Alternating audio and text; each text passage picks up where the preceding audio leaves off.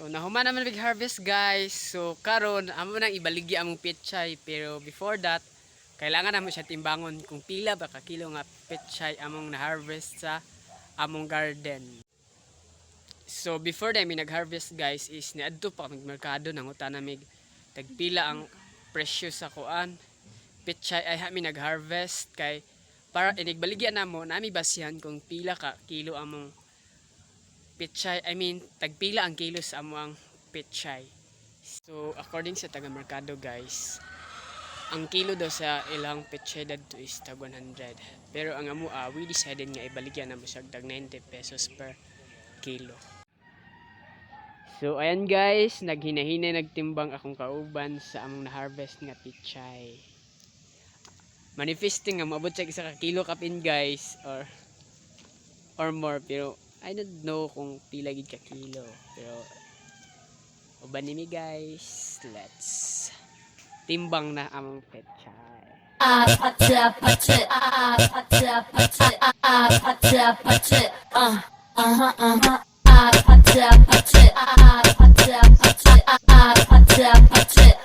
Kissy, kissy, kissy, kissy face, kissy face, sexy.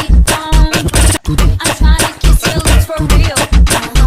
Red hearts, that's what I'm on. Yeah, come give me something I can feel. Don't you want me like I want you, baby? Don't you? Guys,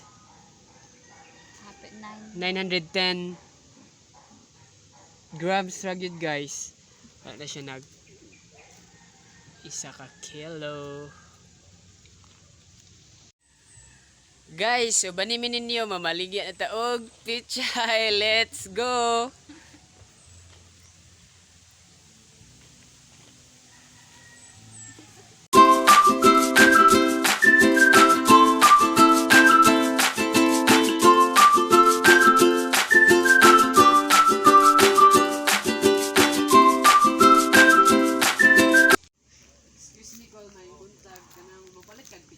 Tag 20 ang kilo gikan ni sa GC Farm. Fresh from the farm pag ini. 1 kilo. Tag 20 pero wala na ni siya ng isang kilo, 900 grams na lang. So 80 pesos na lang ang bali ani, Paul. Pait od ako pero wa may ka pang ngaon sa mugulay. Isa ko. Sige Col, salamat, thank you. Sige, sunod na lang. Sige, thank you. So wala man ipalit si Uncle guys kay wala lagi daw ko ni mukaon og vegetable sa ila, so nangita na pud miglain nga mabaligyan na mas among pechay.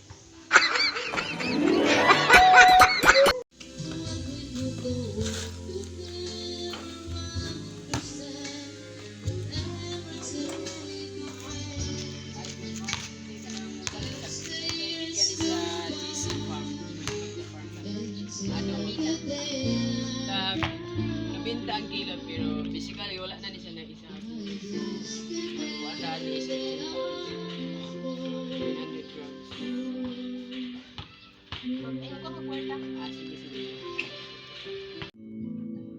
Thank you.